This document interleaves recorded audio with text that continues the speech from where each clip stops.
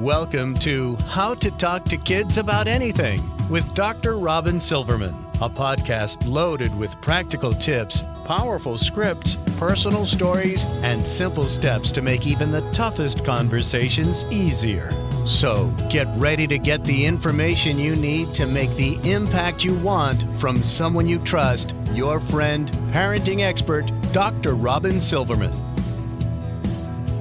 Since we're always talking about helping kids thrive here on the podcast, whether we're talking about the role of play and development, big feelings, friendship, or some other challenge, quick note about a tool I made to create connection and conversation in minutes. If you haven't heard about them yet, they're called Kidversation cards. One meaningful question on the front and a small action on the back. In 3 to 5 minutes, you move from small talk to real talk in the car, at the table, anywhere. Our sale is live now with free US shipping, and you'll receive a digital starter kit so that you can begin tonight. I've been loving the videos and photos that you've been tagging me in with you using the Kidversation cards in your homes and on the road. Keep them coming. And yes, they also make great gifts. Grab a deck for you and for a teacher, a coach, or a grandparent at kidversationcards.com. Raising girls in today's world comes with incredible opportunities and big challenges. From navigating friendships and school pressures to building resilience and confidence in who they are, our girls need guidance, support, and a safe place to grow into their very best selves. How can we as parents and caregivers lay the foundation in those formative elementary school years and into our middle school years so that our girls feel strong and secure and ready for whatever lies ahead? My guest today, Kate Rope, brings both expertise and heart to this very important conversation. In her new book, Strong as a Girl, Your Guide to Raising Girls Who Know, Stand Up For, and Take Care of Themselves, she offers compassionate, practical advice and actionable steps for helping girls thrive, not just in childhood, but well into their future. Kate Rope is an award-winning journalist, author, and proud mom of 2 daughters. You might know her name from being on this podcast before. She has written for the New York Times, the Washington Post, Time, and more, and has dedicated her career to telling stories that empower and uplift. She's the author of Strong as a Mother. Again, that's when she was on our podcast before. And now, Strong as a Girl, a compassionate, research-backed guide for raising confident and resilient girls. Beyond her books, Kate has served as editorial director at leading mental health nonprofits and co-created the Audible original Soldiers of Science. Through her work, she continues to help families feel strong, supported, and ready to meet life's challenges. Welcome back, Kate Rope, to How to Talk to Kids About Anything. Thank you so much for having me. I'm excited to be here. I've been waiting for this. I'm so excited to have you. Congratulations on your new book. Here it is for those people who are looking on YouTube, Strong as a Girl by Kate Rope. It is so well researched, so well interviewed, gives great talking tips that my fabulous listeners, you know how much you like. And I did a lot of underlining and circling and notes in the margins. We really appreciate that, Kate, for really researching this book so well and giving so much great information. And it's a long one, guys, but you don't have to read it all at once. It's got great chapters and little headings. And that is something that I really enjoy. If you can see, there's not like it's constant little headings along the way instead of it being one big block of text. Thank you, Kate. You're welcome. So before we jump in, let's play a little game of high, low, buffalo, where we share a recent high, a recent low, and a buffalo, which is something that people don't tend to know about you. While you think I'm starting to run out of things, but I will get to these highs and lows. A high: My daughter Tally and I are part of a great organization called National Charity League, some of you may know of, and she won two awards recently for her service this past year. One was the Impact Award, and another was a Mother Daughter Award for the work that we did together. I'm super proud of her, and it was really a nice ceremony.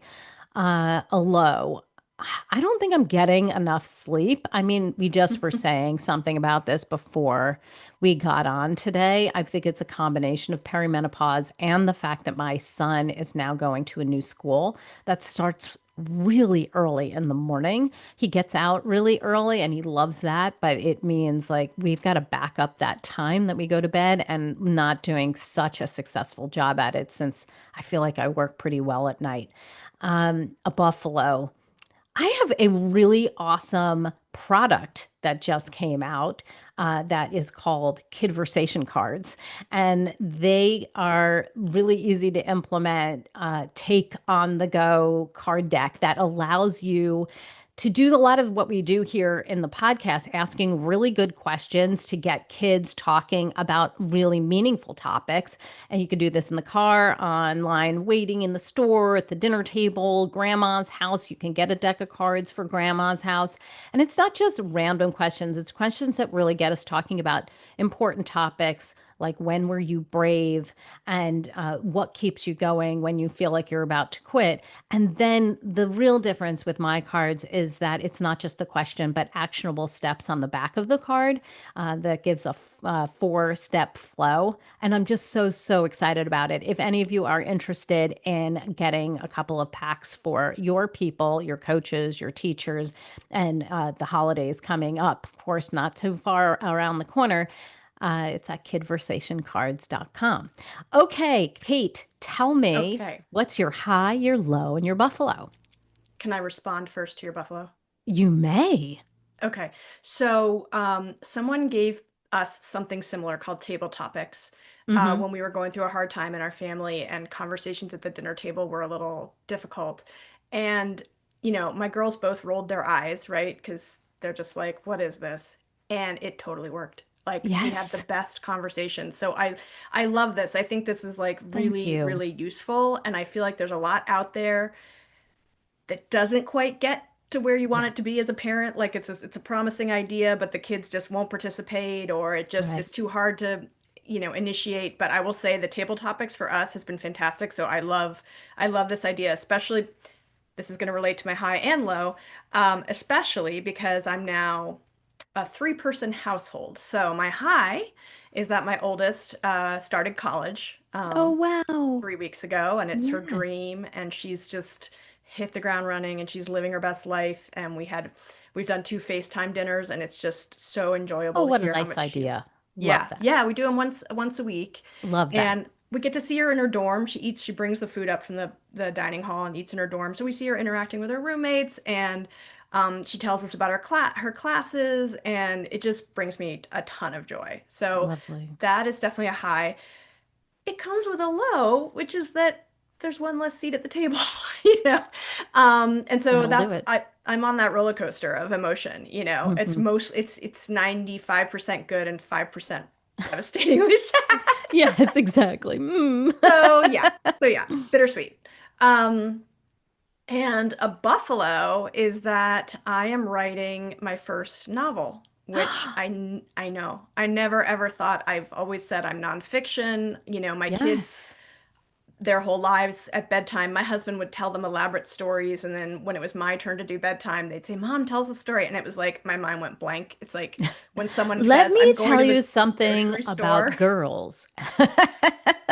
Yeah, exactly. Let You want me some read from my research? book. Want to hear Let me some give you research? some research. Yeah, yeah. So I never thought I could do plot, but I woke up with a full plot in January in my head. And you can't ignore it. I absolutely understand that feeling. It just nags at you, and you're like, you need to write this down now. And it's so fun to write fiction that you feel Yeah. like you feel guilty because you feel like you're Yes, not working. Which I technically am not absolutely. because I haven't sold it yet. So, Right. But but but it, I'm it's hopeful. on its way. Oh, that is Yeah, so yeah. wonderful. Thank Congratulations. you. And Thank answering you. that call inside you that says it's time to try something new and challenge Yeah. yourself. What a great Yeah. example. That is amazing. And it's so interesting. Thank you for those kind words about the conversation cards, because it's something that I wanted people to be able to use with younger children as well as older children. So the Mhm. questions are really easily laid out. And great for elementary school, but also their, older sisters and brothers can participate. But the thing that I felt like was missing through so many of those types of cards was, yes, they gave a question, but they never provided an actionable steps. And my book is all about actionable steps. So I really wanted that four-step easy flow of, okay, now what are we going to do to start to build on that strength that you just mentioned, if Yeah. it's bravery or diligence or, something of that sort. So I'm excited about people getting a hold of that and kind of not just creating the conversation, but the next step. Yeah. Well, you and I share that, I I think, in know our you writing, do. right? Yes. Like the importance of conversation starters, the importance of Yes. small steps to take. Because, Yes. if you read a book that's like, have an open conversation with your Oh child. my gosh, that drove Well, me if you're someone who can crazy. have open conversations with your child, you're good. You don't need Great. that prompt. Yes. If you're not, you probably need a little guidance into how do I even enter? What is an open Right. conversation? What does it look like? How do I enter it? So Yes. I really like to give really specific, proactive things and not just sort Absolutely. of general monitor your child's online, whatever, like You're it. like, what does that I'm mean? like, what is one, Yeah. two, three? What is ABC on Yes. that? I So love yeah, one, two, and threes and and you're ABCs. in my book for that reason Oh, because well, that is thank your you. approach too. That was super fun to be reading your book and all of a sudden be quoted from How to Talk to Kids About Anything or, conversations we've had. It's just so funny to be reading along and go, wait a second, that sounds familiar. Oh, that's me. That Yeah. was super fun. You start your book with identity, and I think that's super important for me. That's one of my presentation topics is the I am statement, which Yes. you quoted me on, and I really appreciated that. So you're using it to getting to know your strong girl, and you want our daughters to be able to define, what do you think it means to be a strong girl, because we're constantly being fed what it means to be a girl, and we get caught in labels and get caught in that, so the social pressures of what you need to be doing to show up as a girl, whatever that means. So you ask about those I ams. So I wanted to start the conversation and put you right there on the spot. What do you think it means to be and raise a strong girl? I think it means supporting a girl and knowing who she is, that identity piece, and really her sense of self. Not, it's so hard. We all swim in this water with these agendas and these storylines and narratives, and it's so hard to step back from them. But Hmm. that's what I'm trying to help caregivers do in this book. So really helping her have a sense of who she is, because I think Yeah. that's number one strength. Um, uh, Knowing how to create a network in your life. We do know Beautiful. social support is hugely indicative of well-being. Absolutely. So understanding that that strength is in numbers, and so having people, relying on people, asking things of people, again, things that girls aren't encouraged to do and women are struggling to do at age 52. That and then having skills and the understanding that you can reach for help, that Hmm. that the Yes. human existence is, complicated and often very challenging, and you don't have to do it alone. That's not being strong. Being strong is being well resourced and knowing where to go. Hmm. So I think those are I it's love probably not what I that. said in the book. Probably similar to what I said in the I book, feel but like yeah, you said it it's in basically, different yeah. ways. I mean, the book is beautifully complete, and I think that's really really important. I those conversation cards I base on the six C's, and you're mentioning several of them here. Having the confidence in yourself, having the the community and contribution part, this feeling supported, is so important. In fact, for me, and that comes in the connection, that C connection, I feel like connection is the essence of what makes people successful. It's in all the different ways, emotionally Yeah, yep. successful, socially successful, emotionally and feeling like they have air to breathe. I just feel like when people go, what do you think is going on with people today that these things are happening? These disconnection. I feel like everything Yes. is of that feeling of disconnection. When you're disconnected from yourself, you're disconnected from your community. That's when things break apart. So I really appreciated that part of what you were saying. And it's not always easy for them to find this feeling of connection under their noses. You're like, oh, they have a family, they're in a neighborhood, but that might not be where they feel most connected. When I Right. talk about that in my book, I talk about diversifying your friendship circles so that they are not just looking in their neighborhoods or their classrooms, the people that are just right under their noses. You talk about it in your book too. And you especially talk about it if your girls are not what people deem typical. Perhaps they're differently wired, perhaps they're interested in different activities, perhaps exploring the definition of what it means to be a girl in today's society. So I wanted to ask you, how do you feel that girls who might not fit this specific mold, how can they find their community and connections? What can we tell the parents and caregivers who are listening on this podcast today? Yeah, well, I think you're talking about the part of my book where I sort of go into additional identities or experiences. Yeah, We know that being a female in this society has its challenges and opportunities. And then there's living at the intersection of different identities and being a female. And so I talked with girls of color. I talked with experts who work in those communities and the caregivers. I did focus groups with girls ages about 11 to maybe 22 was the oldest, so young women also. um, I had a focus group with neurodivergent girls, yeah. with girls and young women with physical disabilities. So I met LGBTQIA plus. So I met with different groups and found out from them what the inputs in early life, which ones were supportive and which ones they wish they had, which ones were Hmm. detrimental.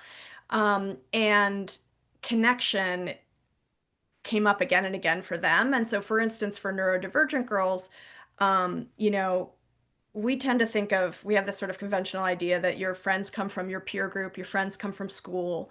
But for neurodivergent girls, it's really, and kids in general, it's really interests, right? So, Right. so, um, connecting them potentially online in a safe way, and I'm specific about that, or in real life with people who share their interests is a fantastic way to make connection. And in fact, my neurodivergent focus group was like 3 hours long, and the last hour of it was just them exchanging their interests and Wow. exchanging numbers, and they're all friends now. They're from all over the country. So that's one way. For when I spoke with the girls who live with physical disabilities, they talked about how important it was in the summers. And you can find these that are subsidized. It's not all that you have to pay for, but summer camps with other kids who live with physical disabilities, because most of them are living in communities where there are a small number of people in the school. Um, for girls of color, the experts and the girls I spoke with talked about the importance of finding spaces where people look like them and Mhm. come from similar backgrounds, because especially for girls of color, a lot of times they're navigating primarily white spaces and they can feel really disconnected as a result of that. So, you know, I spoke with one mom who her kids in a primarily white school district. Her girls, she has three girls. So whenever she does an activity, she makes sure it's in a black community or primarily with like a black teacher, or and she actually organizes get-togethers with the other parents of black kids in her community to do like a back to school thing just for them. And Mhm. and so she really is conscious about making sure that her daughter moves in spaces where she feels like she's part of something that looks like her and feels like her, in addition to the spaces she's in otherwise. So I That's great. think, yeah, and I think also really listening to your girls' interests. I mean, it's not just neurodivergent girls who connect with Hmm. people because of their interests, and that's something that I think in a lot of my book, what I'm really trying to help caregivers and parents do is just pause, step back, and listen Hmm. more because we think we need to have the answers, understandably, and we get asked a lot of questions, and your first response is to give an answer when you're asked a question instead of a question, which is what probably you should respond with. So really helping. So in the case of interests, really noticing what lights her up, when is she most comfortable, and that kind of thing Hmm. to find out what her passions are that she can pursue. Our girls need time to allow their wheels to turn in their own heads. Yeah. And I feel like when we're talking at them, when we're giving them a lecture, that's our wheels turning and theirs turning off. Yep. When we're asking questions and listening, that's their wheels turning. And that's when we learn what they really love, what they're really interested in, and what the next step can be. Yeah, and it's also building their sense of self because Hmm. you want to hear from them. They're growing up in an environment where they can take for granted eventually, right? That people want to hear what they have to say. And Yes, so that's just a sort of intuitive confidence that they can carry with them because that's how they've been treated. it's great. Sometimes the best way to raise a strong girl is to be aware of those pitfalls that can get in the way of us raising a strong girl. You've mentioned a couple where, we're maybe talking at them, not quite listening, and perhaps even pushing them into things that we were interested in or we think is best, but not great for them. We have previous notions, we have labels. We talk about bulldozing, snow plowing. Parents want their girls to be strong, and it can be hard not to try to help and Hmm. take over and to lecture. Hello, all guilty, raise hands, like here I am. If you were able to whisper in a parent's ear right now while they were just about to step in, take over, explain something in their own lens, coming from their own perspective, what would you say? Pause. I Mm, would say pause. I think and that I have throughout the book 7 caregiving superpowers, and pausing is one of them because it's good for you and it's good for her. I mean, one, pausing just brings down reactivity to whatever the mm-hmm, topic is, which often, if your kid's telling you, like, someone was really mean to me today, it's really hard for mm-hmm. you not to be like, Ugh, Yeah, let me so get her. What's her yeah, name? so pausing lets you not sort of react strongly from your more emotional center of your brain. Um, it gives them a chance to think through what they're thinking about it, right? So, Mm-hmm. well, how did that feel? Or, tell me more about it. Or, has that ever happened to you before? Like, get her wheels turning. And pausing also helps you because we think we have to have the answers.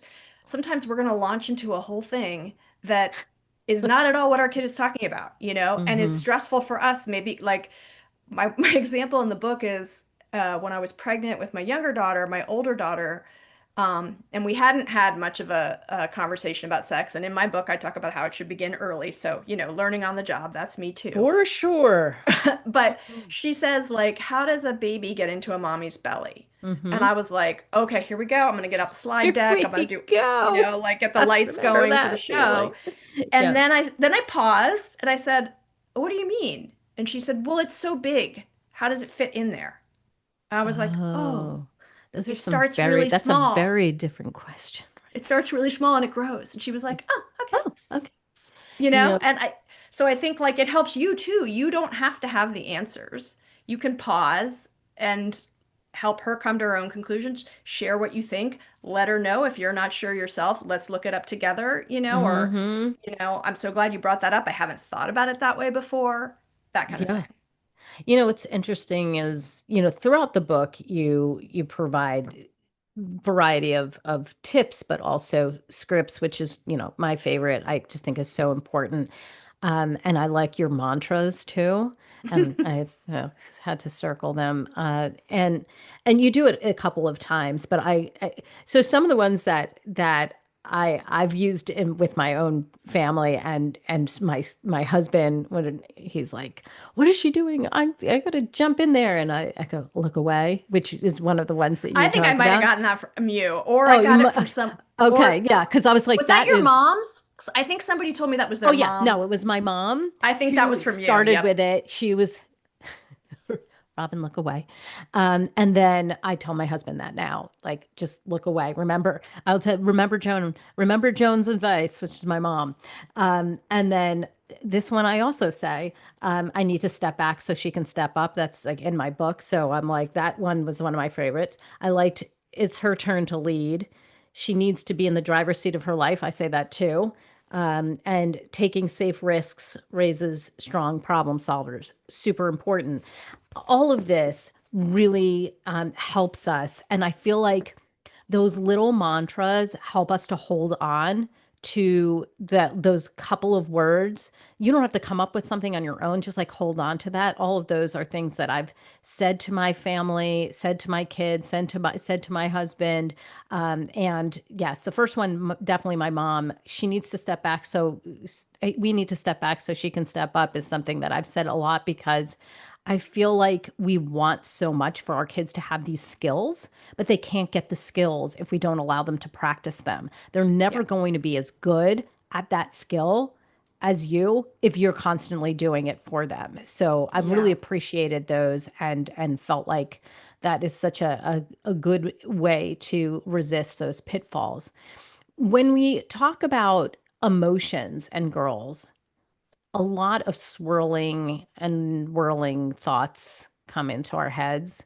We laugh, but emotions can be really hard to understand and hard to feel. I mean, it's not enough to just go, well, they tend to be emotional at those ages. Like you're like, thanks, that's super helpful for us. You mentioned my book right there, where you're talking about emo diversity, and yes, the research does tell us that when we have kids who can explain their emotions, that when they're in touch with their emotions, when they are able to express their emotions, they're healthier. And you quote Hmm. Laura Markham around that view that girls need to be able to tolerate discomfort, super important. Of course, that's really uncomfortable, Kate. It's uncomfortable for us. Super Not, hard. it's super hard to allow our girls to be uncomfortable. So if you were sitting with a parent right now who could not stand to watch her girl struggle with all of these emotions and just wants to make it better, what would you say? I would say the best way you can help her is to just be next to her while she goes through them because she Mm, has to learn how to go through them. And you want to stay with her because big emotions can be really scary, and especially mm-hmm, depending on what age we're talking about, mm-hmm. just when I do it, my kids are older now, but when they were really young and just really exploding, I would breathe. I would sit next to them and breathe. One of my daughters loved hugs. I would hug her through it. The other one didn't want me anywhere near her, so I would like kind of get as far away in the room as I felt would help her, but I'd stay, just like this thunderstorm, this storm is happening. I'm not going to leave you alone in it, but I also know you're going to walk navigate through it. So Mm-hmm, mm-hmm. I think there's that. And this just happened. I was staying with a friend in Colorado, and her daughter didn't make it on the team she wanted to make it on, Oh, and that's I tough. saw her. They were texting because they weren't together, and I saw her disappointment, and I said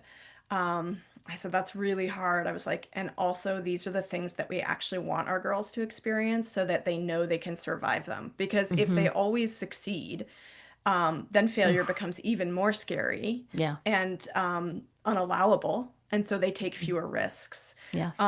And then she said to me, she's like, I always remember when we were on the preschool playground years ago, we hadn't seen each other since then. She said, I remember you telling me about the book, The Blessings of a Skinned Knee. And I was Yes. like, yes. So that is when a hard thing happens to my girl, I want to change it to one of my girls. I want to change it, but I just say to myself, this is how she learns she can survive hard things. Mm, And It's she and so that's the hard. best way to do it. Yeah. I mean, Yeah. sometimes I don't succeed, you know? No, I mean, like, yeah, having the knowledge is step one, but that doesn't always lead to step two when you follow your own advice.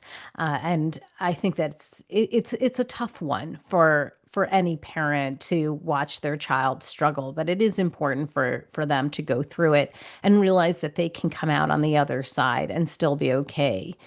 You had spent a bunch of chapters talking about girls and bodies in different ways, Mhm. from dealing with body image and weight to understanding puberty to sex to being their safe place to ask questions. Super important. You want a parent to be askable. And many parents ask me how to deal with questions because they're uncomfortable themselves. Yeah. They don't have a template, because perhaps their families didn't talk to them about that. And I I often look at my husband, my husband will look back at me and when there's questions flying or conversations happening at the dinner table and he's just like, how did this happen? Because you're like, how is this the topic of our dinner table? This was never the topic of our dinner table when I was growing up. So when it Yeah. comes to girls' bodies, because you spend so much time on it, would you tell us the three most important things that you would want parents to know so that we can raise girls who embrace their bodies and feel free to ask curious questions without shrinking into the corner? Yeah. So the first one I would start with, well, actually, it's a tie for first.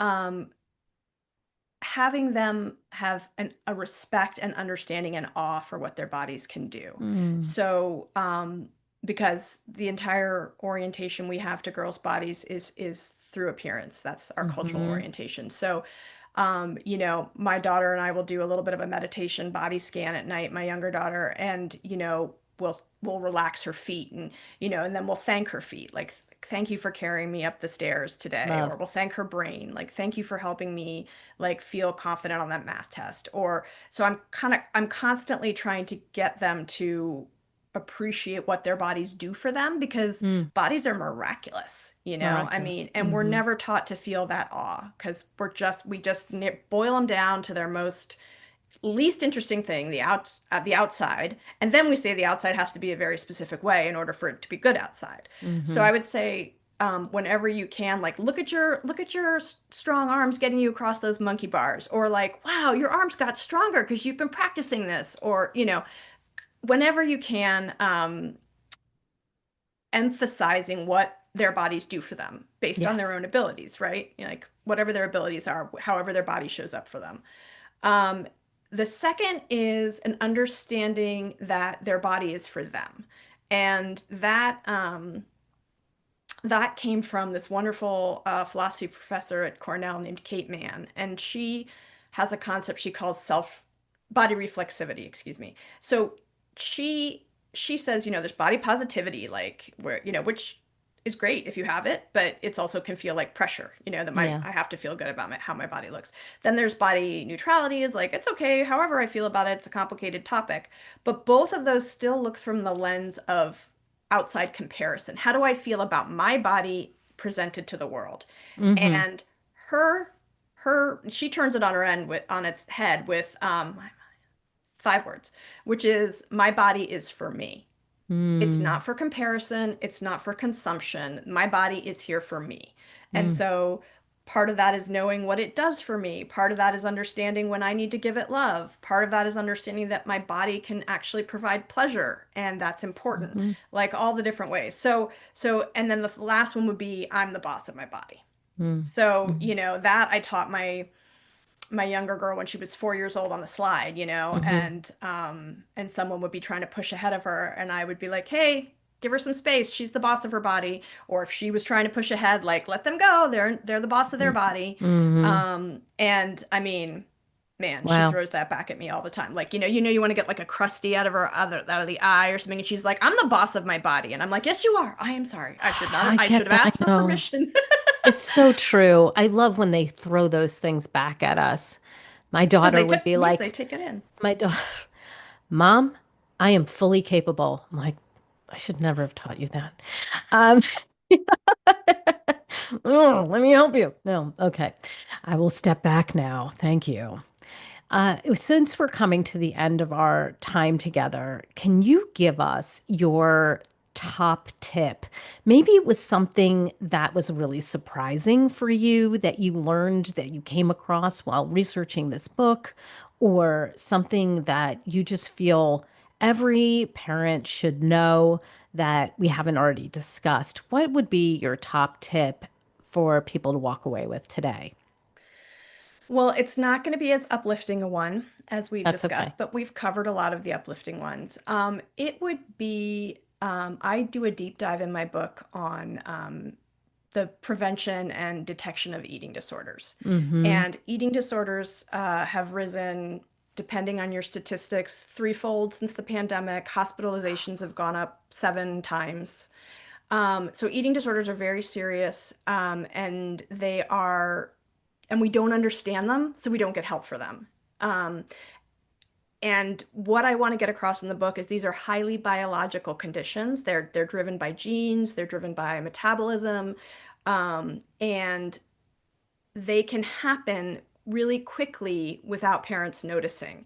And they can happen because a child has oral surgery and doesn't eat well enough for two, can't get enough food in their body for a week or whatever. And if they're genetically predisposed, that could kick off an eating disorder.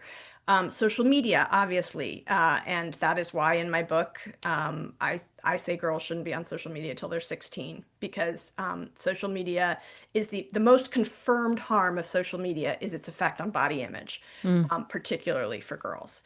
So I can't go into all the details, but I want parents to understand the biology, that this is a biological illness and that they do know, what to do and to get help sooner rather than later. Because it's also an illness where the longer a child waits for treatment, the harder it becomes to treat. So I want to get it out of the stigma. It's not about your mom was controlling or you're perfectionistic. Yeah, that plays into, perfectionism does play in, but it's a biological disease. Mm-hmm. And, if you were starting to suspect your kid had cancer, you would take them to, your primary care who would send them to an oncologist. So if you're looking at your kid and you're like, I am concerned about how they're Mm-hmm. eating or how their body's changing, and basically kids should really never be losing weight, um, Right. then bring him to a doctor. And if that doctor doesn't listen and your gut tells you something's still not right, go to another doctor. And I have lots of resources in the book for that. So that's one thing that I'm hoping to raise awareness of, so that it's a less scary thing. It's yeah, okay. Mm-hmm. This is a disease that can happen to kids, and we can treat it. We Yes. just need to look for it and pay attention if it happens. So It's that's a it's big part. really valid and super important. And we know that this isn't something that a child can get over by Right. themselves. It is not something that if they just try harder, it will right itself. Because of the biological ties, they need somebody from the outside who is a trained professional to assist them in moving through to get to the other side of this disease. And Yes. it's not just a thought process. There's so Right. much And more and to and it. therapy on its own won't do it Right. because the Exactly. undernourished brain isn't functioning the way it should. And so Mm, so the most important thing is to get them fully nourished and then their brain comes back online. right. And the other thing you mentioned, which is worth noting and I think is another reason it complicates people getting a diagnosis, is that there is a symptom of eating disorders that Alzheimer's shares, schizophrenia shares, called, I'm never going to pronounce it right, anosognosia. I don't know. It's got a crazy Greek name, but it means lack of awareness of illness. So someone who Hmm. has an Yes. eating disorder is actually unable to connect with the fact that they have an eating disorder. That eating disorder is gaslighting them, and in Hmm. turn, as a parent confronts a kid, the kid will gaslight them because Yes. they've learned it from the eating disorder. So it's very easy for parents to go, I don't, is it? I don't, maybe it's not. Oh, Right. particularly if you have a kid who's really smart, which is, some of the Hmm. kids who get eating disorders, um, it's, and I've had parents say to me, well, I'm nervous that if I say something, I'll introduce the idea. Yes. Same with suicide, right? That's I'm right. I mean, nervous if it's I the say something, I will, yes. and you never will. Your And that child is is having not an the experience case. or not having an experience. Right. But when you open up the conversation to say whatever experience you're having, I'm okay to talk about it with you, that is, hugely, hugely beneficial. And so, Yes. They yeah. have a lot of research on this that it is not when you say something, it doesn't give the idea. It actually helps create the connection and conversation to move forward through it. So Yes. please have those conversations. Give us the resource of the week. Where can we go to get more information about you, your book, and the great work you're doing? So my book is available on any platform where you get books. Amazon, Barnes and Noble, your local independent bookstore. And my website is katerope.com, and my Substack is Strong as a Human. Excellent. The book is right here, and it's Strong as a Girl by Kate Rope. If you would like more information on any of these incredible topics, I mean, she really launches straight on in. It's really easy to read. I read with a pen in my hand as usual. I would suggest that you go out and get this book. And I just want to thank you, Kate, for being on the podcast today and sharing your wisdom with us. It's so great to dive in with you on these topics that you're clearly passionate about and you write so well. So thank you for being on our team. Oh, thank you. And thank you for your help, helping me My pleasure. say all the best things, and for your work too. And for Thank having me you. on and believing in me. Thanks Of for all that. course, of course. Well, I've got my takeaways, and sweet friends, I know you have yours. Let's discuss them. You can go up onto Facebook. We can go to Instagram. Kate and I are going to be going back and forth all week talking about her new book, Strong as a Girl. We can answer questions. You can tell her tell your stories. We want to know. And if you love this podcast like I did, I hope you'll go up to iTunes and rate and review it. That is super important in getting more people to listen to the podcast, to hear what Kate had to say. People need these strategies, they need these scripts, and we want it out to as many people as possible. Even just doing the 5-star review and not saying anything is helpful to us. So True please get in story. there. True story. And also, if you can give a review to our books, mine, How to Talk to Kids About Anything, Kate's, Strong as a Girl, all of those are super helpful on Amazon. That's all the time we have for today, my fellow parents, leaders, and educators. Thank you so much for tuning in to How to Talk to Kids About Anything. For more information on books, articles, speaking engagements, or curriculum, you can go to drrobynsilverman.com, and the podcasts and show notes to this podcast will be up there as well. I look forward to weathering the storms and enjoying the sunny side of life together. And please remember, even on the days when you fall short, you've got this. You're here, you're getting the information you need. Now, I know you probably heard something today and you said, I did not say that. I did not have that mantra. I totally messed up. We all do. But you can take what you learned today and apply it immediately. You can apply it today. You can apply it tomorrow, this week. Never forget that there's typically a tomorrow, and parenting provides that ultimate do-over. I see you, and I'm right there with you. And as there are moments when we doubt our know-how, our choices, and our sweet sanity, please know you are 10 times the parent you think you are. Until next time, this is Dr. Robyn Silverman with How to Talk to Kids About Anything. Please tune in again and keep connecting through conversation.